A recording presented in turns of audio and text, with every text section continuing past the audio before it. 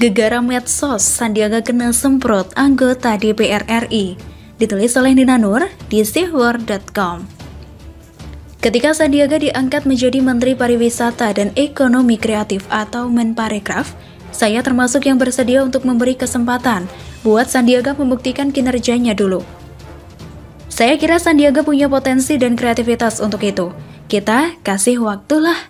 Bahkan ketika Sandiaga bicara soal OKOC dan wisata halal, saya kira itu bagian dari proses.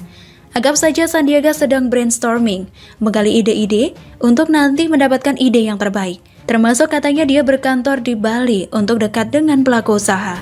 Silakan saja, itu sudah dilakoni Sandiaga sejak hari Kamis lalu, 28 Januari. Ternyata belum pindah kantor ke Bali, Sandiaga sempat tersandung masalah dengan anggota Komisi 10 DPR RI dari fraksi PDIP Putra Nababan. Putra mengkritik keras postingan Sandiaga di Instagram.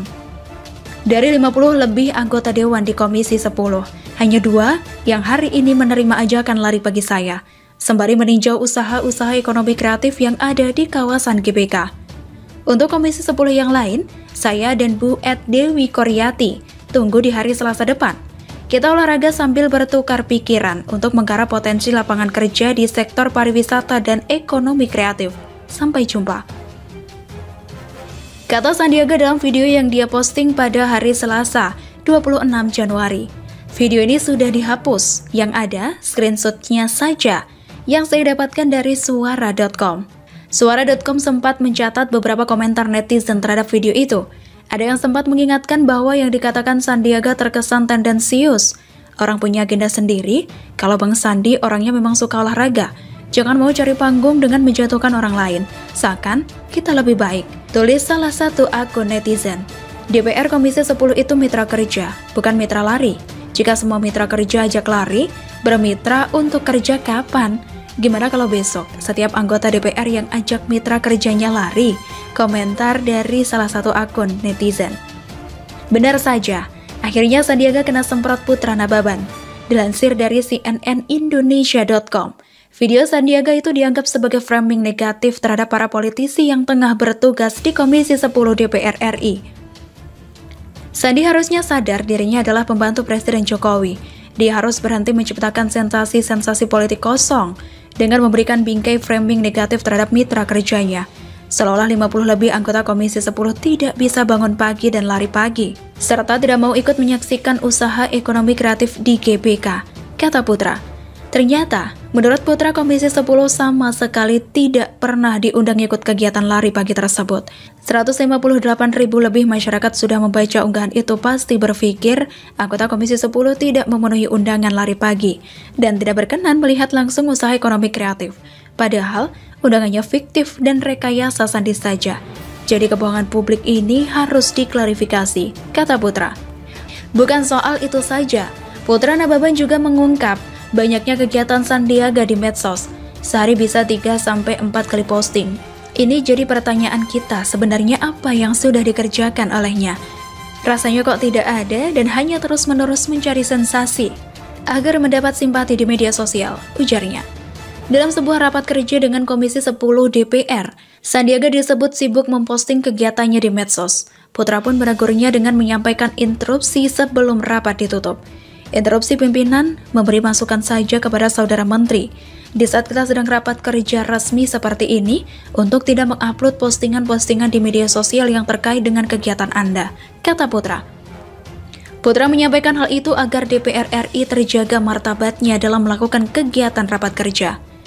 Dari pihak Sandiaga sendiri, lewat juru bicaranya Kawendra Lukistian, menyatakan bahwa unggahan video itu sekedar guyonan dan meminta Putra tidak baper atau bawa perasaan. Seharusnya santai saja, nggak perlu baper, nggak perlu lebay itu sekedar jokes. Tapi karena menghargai teman-teman Dewan, jadi sudah dihapus postingannya, katanya. Menurut Kawendra, dalam era 4.0 ini, masyarakat perlu tahu apa yang dilakukan oleh Sandiaga sebagai menteri. Jadi, mengunggah kegiatan di medsos itu adalah bagian dari pekerjaan. Untuk itu, Sandiaga juga dibantu oleh admin. Bahkan Kawendra meminta Putra harusnya juga seperti Sandiaga. Banyak postingan kegiatan di DPR RI dan mempersilahkan Putra untuk introspeksi. Kok pihak Sandiaga jadi terlihat ngegas ya dari pernyataannya jubirnya itu? Saya kira memang tidak tepat kalau Sandiaga menyebut dari 50 anggota Dewan di Komisi 10 hanya 2 yang hadir. Jika tidak pernah ada undangan resmi yang mencakup semua anggota Komisi 10, ya wajar kalau Putra Nababan menyebut itu sebagai framing negatif. Karena memang terkesan demikian, mungkin Sandiaga masih terbawa dalam aura atau suasana kontestasi politik. Jadi perkataannya pun terpola seperti itu. Seperti harga nasi ayam di Jakarta lebih mahal daripada Singapura. Kalau melihat apa yang dikatakan oleh jubir Sandiaga, itu juga masih berkesan politis. Karena seperti memaksakan anggota DPR RI untuk mengunggah kegiatannya di medsos. Karena memang tidak ada aturan yang menyerukan apalagi mewajibkan. Jangan disamakan semua anggota DPR RI itu seperti Fadlizon dong. Apalagi kalau sampai ngevlog atau cetrek-cetrek selfie di dalam ruang rapat yang mestinya serius. Kalau tidak salah, ada kamera televisi yang sudah merekam kegiatan rapat tersebut. Jadi, Sandiaga juga bisa meminta rekamannya jika perlu mengunggahnya di medsos. Saya nggak tahu gimana itu prosedurnya, harusnya sih bebas buat diakses umum ya. Jadi, apakah Sandiaga akan saya salah-salahkan? Enggak dong. Teguran dari Putra Nababan saya kira sudah cukup. Sandiaga hanya perlu beradaptasi dan menghilangkan aura kontestasi politik itu. Jadikanlah kejadian ini sebagai momen untuk mulai gaspol dalam bertugas. Silahkan terus mengunggah kegiatannya di medsos.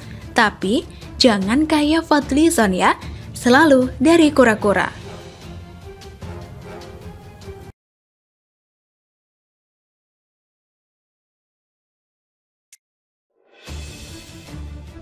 Novel Bamukmin saran ke Kapolri, bebaskan Rizik agar dapat simpati umat Islam. Ditulis oleh Sardi di seward.com. Kapolri baru sudah dilantik, namanya Listio Sigit Prabowo. Sempat mendapat berbagai penolakan karena latar belakangnya yang non-muslim. Toh, ini tidak berarti apa-apa. Dia tetap pantas dan layak diangkat sebagai Kapolri. Novel Bamukmin menagih janji Kapolri sehari usai dilantik. Dia menagih janji soal menghilangkan istilah kriminalisasi ulama.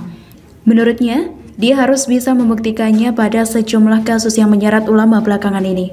Beberapa di antaranya adalah kasus yang dialami oleh Rizik, Ustadz Maher, dan Sugi Nur alias Gus Nur. Menurut Novel, Kapolri harus menerbitkan surat perintah penghentian penyidikan atau SP3 kalau memang serius dengan komitmen ingin menghentikan kriminalisasi terhadap ulama. Tentunya Kapolri yang baru dilantik saat ini bisa merealisasikan komitmennya, kata Novel. Selain itu, Novel juga berharap agar mantan Kapolda Banten itu membuat terobosan yang menjadi prioritas agar bisa meraih simpati umat Islam.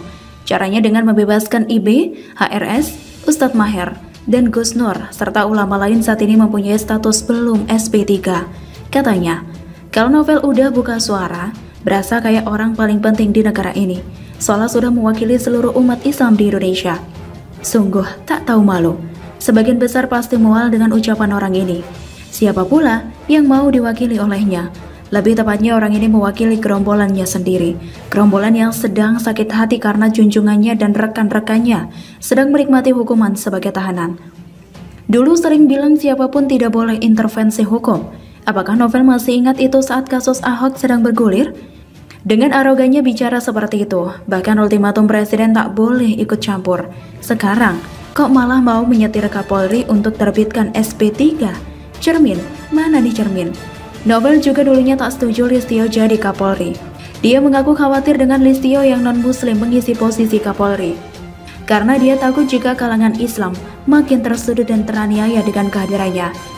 Bukan tidak mungkin, bisa saja Sigit kebalikan dari Kapolri yang muslim sebelumnya, yaitu bisa menghormati dan merangkul para ulama dan umat Islam, kata Novel. Ada dilema tersendiri jika nantinya Kapolri dipimpin oleh orang yang tidak mewakili agama mayoritas. Menurut dia, Islam sebagai agama mayoritas di Indonesia bisa dikatakan sebagai tertindas. Memang suatu dilema kalau sesuatu kekuasaan atau jabatan dipegang oleh orang yang tidak mewakili mayoritas, kata dia. Kapolri yang muslim, ulama diskriminalisasi, bahkan terjadi pembantaian terhadap pejuang Islam yaitu 6 laskar yang dibantai, dan ini menjadi kekhawatiran kami, katanya. Rajanya teriak kriminalisasi ulama, jelas-jelas yang ditangkap itu salah dan meresahkan, masih pintar berlindung di balik kriminalisasi ulama, ngelawak gak lucu tapi bikin kesel. Mereka sedang melindungi kelompok sendiri, tapi dengan mengatasnamakan umat Islam, mewakili seluruh umat Islam. Betapa hebatnya mereka, tak tahu malu berpikir seperti itu. Nampaknya mereka sudah tidak bisa dibikin sadar, memang sudah begitu wataknya. Kelompok yang merasa paling benar dan paling suci. Biarlah mereka nangis dan kecewa. Kalau dipikir-pikir, kesedihan mereka lumayan menghibur dan menarik dinikmati. Kita senang-senang saja melihat mereka terus sakit hati seperti itu. Memang sudah nasib mereka mengalami kejadian seperti ini, mengingat betapa arogannya mereka saat sedang berada di atas angin. Sekali-kali biar mereka rasakan bagaimana rasanya berada di bawah dan nangis-nangis tak berdaya. Justru mereka yang konyol saat beropini sangat menghibur. Ini menandakan mereka pasrah tapi masih tidak mau mengakui. Putus asa mereka adalah sumber hiburan bagi kita. Buat orang yang punya logika, coba pikir, mereka terkesan gampang sekali bernegosiasi dengan prinsip mereka sendiri. Yang penting, keinginan mereka terpenuhi. Awalnya menolak Kapolri karena masalah agama, sekarang tidak mempermasalahkan. Tujuan mereka cuma satu, ulama versi mereka harus dibebaskan apapun ceritanya. Sama kayak demo, apapun demonya presiden tetap dituntut mundur. Tapi, kembali lagi seperti yang saya katakan tadi, kocak kalau melihat mereka lagi sedih. Ngomongnya luar biasa kebangetan, ngomong gak dipikir-pikir dulu. Teruslah seperti itu, mayoritas bakalan tertawa dan masa bodoh. Bagaimana menurut Anda?